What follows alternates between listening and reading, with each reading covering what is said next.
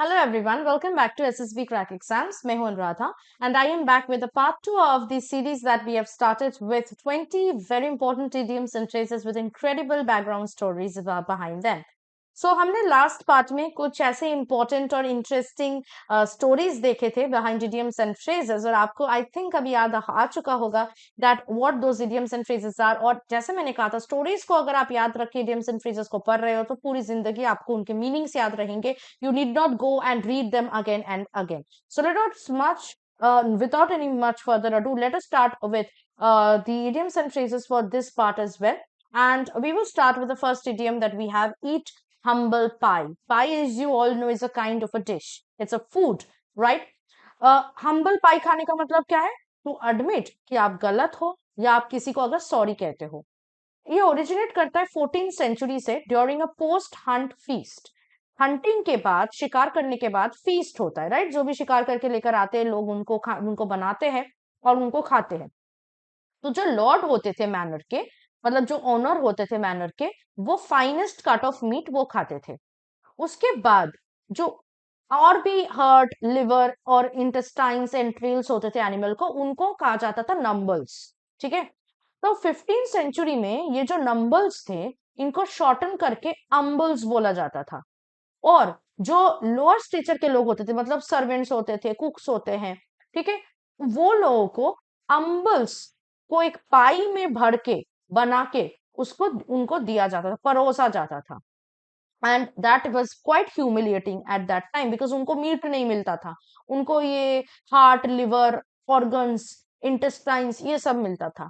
तो from there the term eat humble pie आया है, जिसका मतलब है कि आपको सबसे अच्छा चीज नहीं मिल रहा है, आपको बहुत ही छोटे मोटे चीज मिल रहा है. So basically it means that you are admitting you are wrong और यू आर अपोलोजाइजिंग, मतलब जब आप नीचे झुक रहे हो. ठीक है. तो next idiom is bottoms up. Bottoms up का मतलब है अगर आप अपने दोस्त या किसी के को अपना फ्रेंडली फीलिंग दिखा रहे हो बिफोर ड्रिंकिंग. कहां से आया है बॉटम्स अप टर्म? ये 18th और 19th सेंचुरी से आया है, जब इंग्लिश नेवी में जो रिक्रूट करते थे, रिक्रूटर्स जो होते थे, वो लंदन ड्रिंकर्स को, ठीक है, सर्विस ज्वाइन करने के लिए फोर्स करते थे. अब वो क्या करते थे? उनका एक तरीका था. किंग्स शिलिंग उनके पास होता था और it was a kind of a coin, और ये प्रूफ होता था कि आपने हाँ किया था सर्विस में. तो वो क्या करते थे? रिक्रूटर्स के साथ बहुत अच्छे से बात करते थे, यानी जो स्पीकर रहते थे उनके साथ बहुत अच्छे से बात करते थे, वो भी अच्छे से बात करते थे. जाने के वक्त ये लोग क्या करते थे? छुपा के उनके कोट में ये किंग शिलिंग डाल देते थे. नेक्स्ट दिन सुबह आके उनको लेकर जाते थे कि भैया चलो अब नेवी में ज्वाइन करो. बोलते थे यार मैं तो नहीं करना चाहता था. वो बोलते थे ये देखो तुम्हारे कोर्ट में कल ही हम लोगों ने बात किया था और आप तुमको 3 शिलिंग तुम ले लिए थे, तो इसका मतलब है you are now you are now joint our service. कभी कभी क्या करते थे वो लोग? पीते थे. पीने का टाइम में उनके जो ग्लासेस होते थे, मतलब जो कप्स होते थे पीने का, उसमें वो डाल देते थे किंग शिलिंग. पीने के बाद उनको देखने को मिलता था अरे ये तो है किंग शिलिंग, ठीक है, वो लेकर जाते थे. तो एक समय क्या हुआ कि ड्रिंकर्स और पब्स जो थे, उस समय स्कैम के बारे में उनको पता चल गया कि यह स्कैम हो रहा है. तो उन्होंने क्या किया? जो ग्लास या जो कुछ भी उन्होंने इंट्रोड्यूस किया, वो ट्रांसपेरेंट ग्लास का किए. पहले तो लकड़ी का होता था ना बेस वगैरह, आपने देखा होगा पुराने टाइम के मूवीज वगैरह में. ये जो ग्लास क्यों आया? ग्लास ग्लास से क्यों आजकल ड्रिंक किया जाता है? यहाँ से आया है. पहले they were not using glass, they were using metals और वुड, राइट? तो अभी ट्रांसपेरेंट बेस के लिए उन्होंने ग्लास के चीजें बनाना, कप्स या जो भी बनाना स्टार्ट किया, ताकि जो कस्टमर्स है, अगर किंग शिलिंग डाला भी जाता है उनके ड्रिंक में, तो पीने के टाइम में उनको दिखता था कि देखो ये नीचे ये किंग शिलिंग है. So they would have been quite aware about it. ठीक है. वहां से बॉटम्स अप आया है. ठीक है. Idiom. Next idiom is run amok और अमा. इसका मतलब है वाइल्ड वे में बिहेव करना, अनकंट्रोल्ड वे में बिहेव करना. ये ओरिजिन करता है एक मलेशियन वर्ड से, अमोक, AMOQ. ठीक है. ये इंग्लिश वर्ड नहीं है, ये मलेशियन वर्ड है, जिसको अगर आप लिटरली ट्रांसलेट करो तो इसका मतलब होता है ट्राइब्समैन के बिहेवियर को एक्सप्लेन करने के लिए अमोक यूज किया जाता था, जो ओपियम के इन्फ्लुएंस में आके, आफिम के इन्फ्लुएंस में आके अनकंट्रोल्ड वे में बिहेव करते थे. जो भी उनके रास्ते में आते थे उनको अटैक करता थे. 17th सेंचुरी में ये फ्रेज इंग्लैंड में बहुत पॉपुलर हो गया था, जब ट्रैवलर्स लोगों को इम्प्रेस करने के लिए अपने फॉरेन कल्चर्स के नॉलेज के बारे में बात करते थे। Okay, the next idiom is writing on the wall. ये बिब्लिकल रेफरेंस से लिया गया है। And if you say that the writing is on the wall, it means it's a clear sign that something bad is going to happen. As I say ये Bible से लिया गया है, to be more precise New Testament से।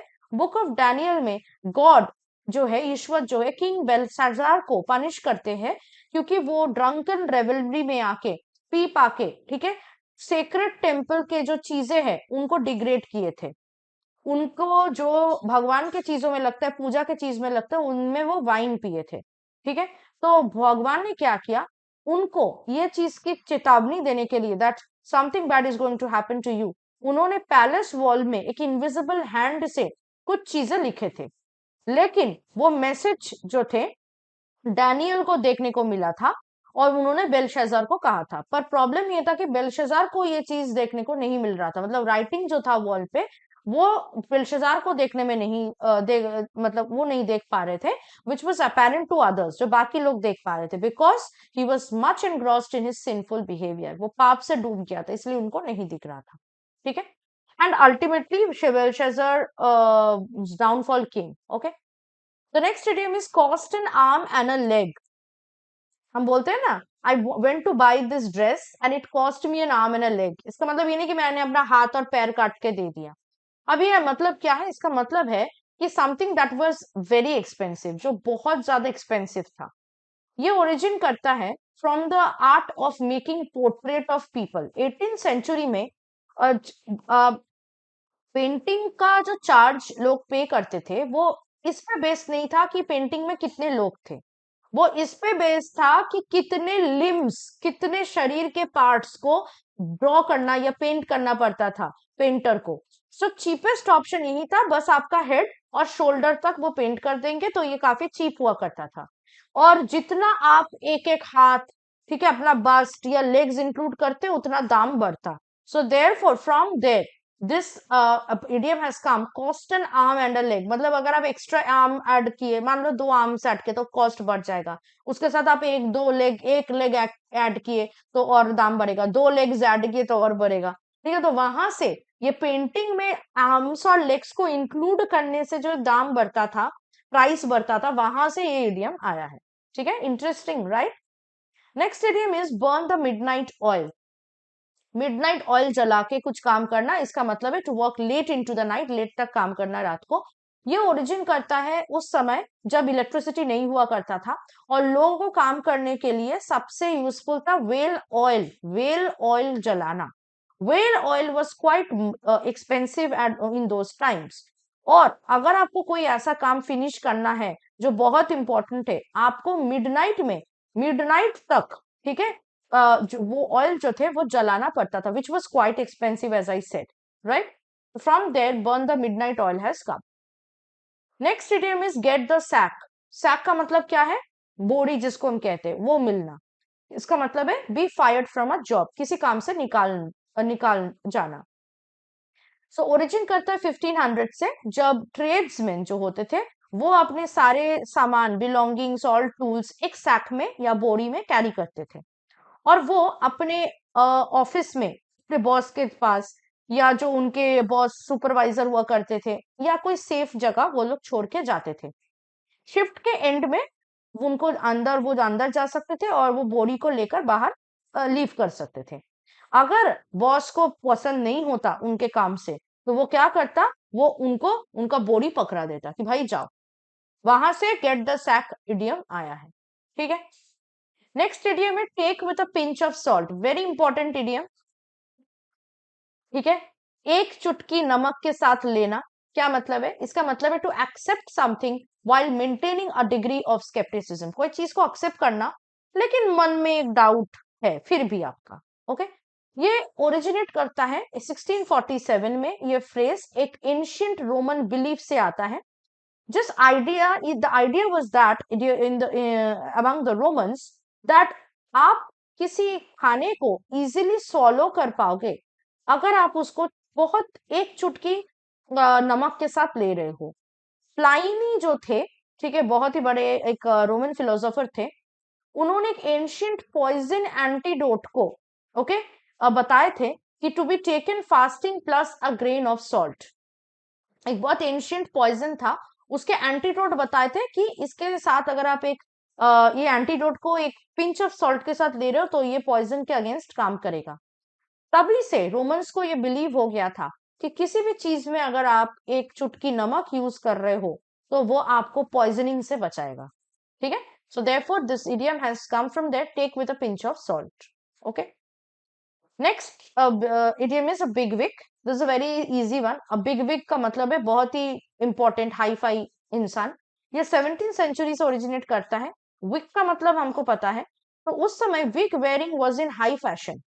इतना fashionable था वो लोगों के लिए विग पहनना कि इसके वजह से वो अपने बालों को शॉर्ट रखते थे, कोई कोई अपने बाल को पूरा शेव भी कर देते थे ताकि अच्छे से विग को पहना जाए। ठीक है, और ताकि बाल ना बढ़े नेचुरली। ठीक है, कौन कटेगा बार बार उसको, तो पूरा ही पूरा देते हैं। तो तब उस समय स्ट्रैंड में हेयर बिकता था, और हेयर वाला विग, और काफी एक्सपेंसिव होता था, जो नेचुरल हेयर का बनता था। और जो लोअर क्लास के लोग होते थे वो भी विग्स पहनते थे, पर उसमें बहुत ही कम बाल लगा हुआ रहता था।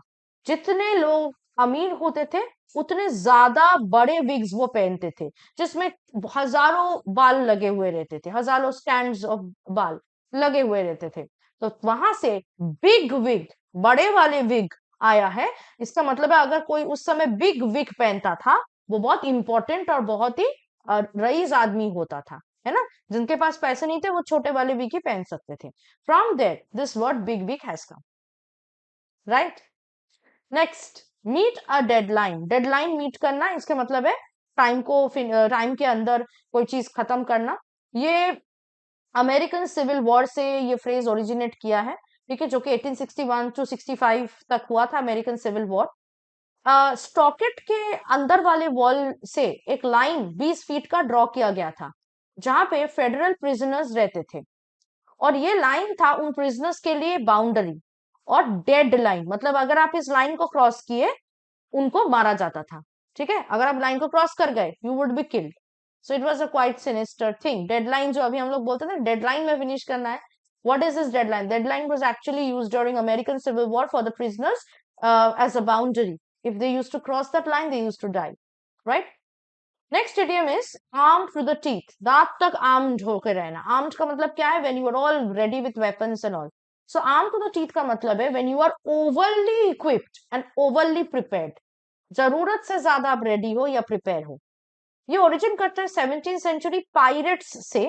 ठीक है, जो हमेशा ये सोचते थे या उनके दिमाग में ये रहता था कि कभी भी वेपन्स कम ना पड़े, कभी भी कुछ भी हो सकता है ना, so they need weapons all the times. और इसीलिए हर एक हैंड में वो गन लेकर रहते थे, और इतना प्रिपेयर्ड वो रहते थे कि वो और एक गन अपने पॉकेट में रखते थे, और अपने टीथ के बीच में अपने दांत से एक चाकू पकड़ के रखते थे, ताकि कहीं से भी अगर कभी भी कुछ भी जरूरत हो वो कम ना हो, उनके पास हमेशा रहे। ठीक है, the next idiom is barking up the wrong tree. अब ये बार्क करने का मतलब क्या है? कुत्ते जो चिल्लाते हैं उनको हम कहते हैं बार्क करते कुत्ते, है ना। तो रॉन्ग ट्री को देख के बार्क करना, इसका मतलब क्या है? when you have been following a false lead or having misguided thoughts about a situation or event, being misguided, okay, or when you're following something which is not right, ये originate करता है from the use of hunting dogs. आपको पता है कि शिकार के time में डॉग्स यूज यूज करते थे हंटर्स, जो अगर कोई भी प्रे, कोई भी जानवर को कोई पेड़ पे चढ़ता हुआ देखता था तो उस पेड़ के नीचे जाके वो जोर जोर से चिल्लाने लगता था, भौंकने लगता था। हंटर्स को पता चल जाता था कि इस ट्री के ऊपर कोई ना कोई जानवर बैठा है, और they use to hunt that animal. Now अगर मान लो कि वो जानवर किसी भी तरह उस ट्री से भाग गया, तो डॉग्स क्या कर रहे हैं? They will still continue barking up the wrong tree. तो वहां से ये इडियम आया है। नेक्स्ट इडियम है बास्केट केस। बास्केट केस एक ऐसे इंसान या चीज के लिए यूज किया जाता है जो कि यूजलेस है, या जो कोप अप नहीं कर पाया, ठीक है, जिससे कुछ होगा नहीं। ये ओरिजिनेट करता है सोल्जर्स के टाइम से, जिन्होंने अपने हाथ पैर खोया हो। 1919 में स्पेसिफिकली, जब रूमर सर्कुलेट करता था दैट हॉस्पिटल में जो डीकैपिटेटेड सोल्जर्स थे जिनके हाथ पैर उन्होंने खोया है वो बास्केट में आते थे। ठीक है, उनके लिम्स, जो लिम्स वो खोए हैं वो लिम्स बास्केट में होकर हॉस्पिटल में लाया जाता था, ये रूमर हुआ करता था 1919 में। Major General M.W. Ireland was the first to refer to these as basket cases in his bulletin to express that they had not seen the said baskets. ठीक है, ऐसे बास्केट उन्होंने नहीं देखा, वो एक्चुअली रूमर था, सच नहीं था। Next idiom was fly off the handle, handle से उड़ के निकल जाना। क्या निकलना? यहाँ पे एक्स के बारे में बात किया जा रहा है, कुल्हाड़ी के बारे में। सो इसका मीनिंग में बता देती हूँ। फ्लाइंग ऑफ द हैंडल का मतलब है सडनली गुस्सा करना, ठीक है, सडनली गुस्सा करना। और ये ओरिजिनेट करता है 1800 से, जब कुछ एक्सेस, कुछ कुल्हाड़ी इतने पुअरली मेड होते थे कि अगर आप उसको मारने जाओ उससे, तो कभी कभी उसके हैंडल से उसका जो ब्लेड है वो फ्लाई ऑफ हो जाता था, वो उड़ के निकल जाता था। तो वहां से ये फ्रेज, ये इडियम आया है, to fly off the handle मतलब सडनली गुस्सा हो जाना, राइट। नेक्स्ट इडियम है गो द होल 9 यार्ड्स, पूरे 9 यार्ड्स तक जाना। इसका मतलब है to give your all toward something, सब कुछ दे देना किसी को या किसी चीज को हासिल करने के लिए। ये ओरिजिनेट करता है वर्ल्ड वॉर 2 के फाइटर पायलट्स के टाइम का, जब उनको 9 यार्ड्स अम्यूनिशन दिया जाता था, 9 यार्ड्स के वर्थ अम्यूनिशन दिया जाता था। और जब वो सारे चीजें अपने बैटल में यूज करते थे, they would run out the whole 9 yards of ammunition, ठीक है। The next idiom is kick the bucket, बाल्टी को लात मारना। इसका मतलब है टू ड्राइव। कहाँ से आया है? बहुत कैंडिडेट्स पूछते हैं मैम कि किक द बकेट के साथ मरने का क्या कनेक्शन है, तो अभी मैं आपको कनेक्शन बताऊंगी, स्टोरी सुन लो। 16 सेंचुरी में जो बुचर्स होते थे, वो अपने जानवर को मारने के लिए, ओके, उनको मारते थे और फिर उसको एक वुडन बीम में टंगा के रखते थे, which was called a bucket at that time. जब वो एनिमल्स मर जाते थे, many of them would have a sudden convulsion causing them to kick violently into the bucket। मरने के बाद वो एनिमल्स के प्राण चले जाते थे, लेकिन अगर आपने देखा है कभी भी, they still have some energy left। तो उससे वो क्या करते थे कि वो बकेट जो वुडन बीम को किक करते थे, ठीक है। तो next is mad as a hatter, hatter की तरह पागल होना। अब मैड हैटर कैरेक्टर अगर आपको याद है, एलिस इन वंडरलैंड में हुआ था। एलिस इन वंडरलैंड में एक कैरेक्टर था मैड हैटर नाम का, ठीक है। और ये एक्चुअली एक फिक्टिशियस कैरेक्टर थे, लेकिन मैड एज अ हैटर ऐसे भी यूज किया जाता है। इसका मतलब है टोटली क्रेजी होना, टोटली पागल होना। ये ओरिजिनेट करता है 17 सेंचुरी फ्रांस से, जब हैट मेकर्स जो हैट बनाते थे, वो अपने हैट के फेल्ट में, ठीक है, मर्क्यूरी डालते थे, जिससे जो पहनते थे उसको पॉइजनिंग होता था। पॉइजनिंग का रिजल्ट क्या होता था, सिम्टम्स क्या थे कि आपके बाल बार बार आपके जो सर है वो खुजलाते थे, वो इरिटेबल होते थे, शाइनेस होता था, ट्रेमर्स आते थे, all of which reminded the observers of that person going mad, ऐसा लगता था पागल हो जाएगा। तो वहां से मैड हैटर डिजीज नाम का डिजीज भी आया था, which was caused due to the mercury used by the hat makers. Okay. So from there also this term mad as a hatter has come. The next idiom is red herring. Red herring is actually a fish. Okay, herring is a kind of a fish. Red herring idiom की तरह भी use होता है। इसका मतलब है it's a clue that is meant to mislead or distract someone. ठीक है, ये एक ऐसा चीज जिससे आप किसी को डिस्ट्रैक्ट करने के लिए यूज करते हो। ओके, ये 17th सेंचुरी से आया है ये फ्रेज, और हंटर्स, ऑब्वियसली हंटिंग से आया है। हंटर्स अपने डॉग्स को करेक्ट सेंट, करेक्ट जो सेंट है उसको फॉलो करने के लिए ट्रेन करते थे।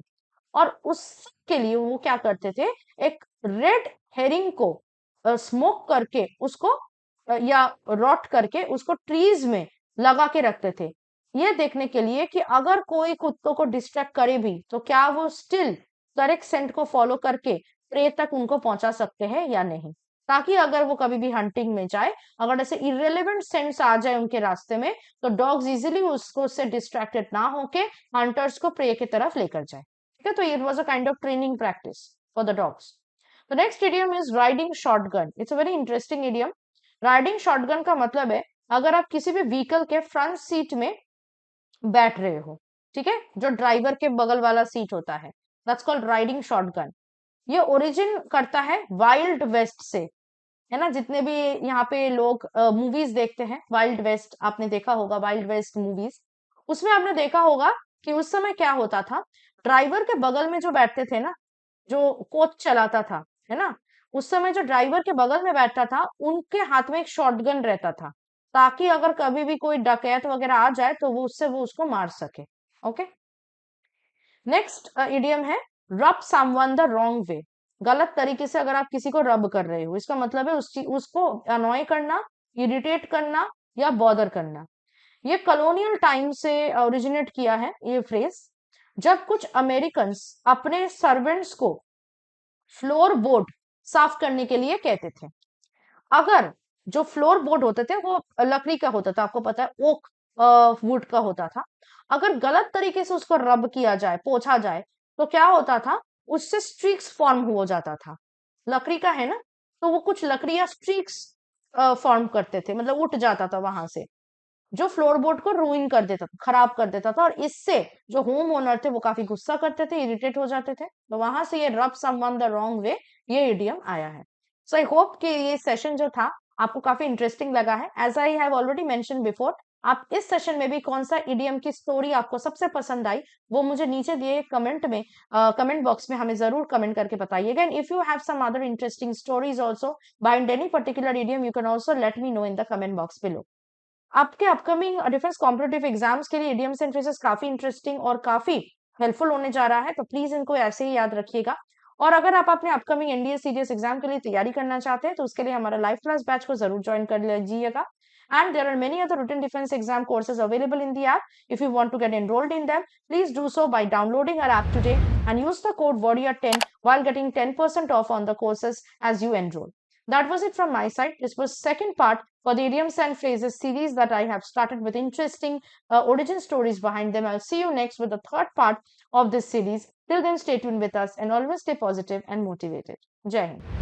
अगर आप एक डिफेंस एस्पिरेंट हैं और SSB interview, NDA, CDS, AFCAT जैसे एग्जाम्स के लिए प्रिपेयर कर रहे हैं तो आप एसएसबी क्रैक एग्जाम्स के कोर्स को चेक करना ना भूलें। आप हमारी लर्निंग एप्लीकेशन को गूगल प्ले स्टोर से भी डाउनलोड कर सकते हैं।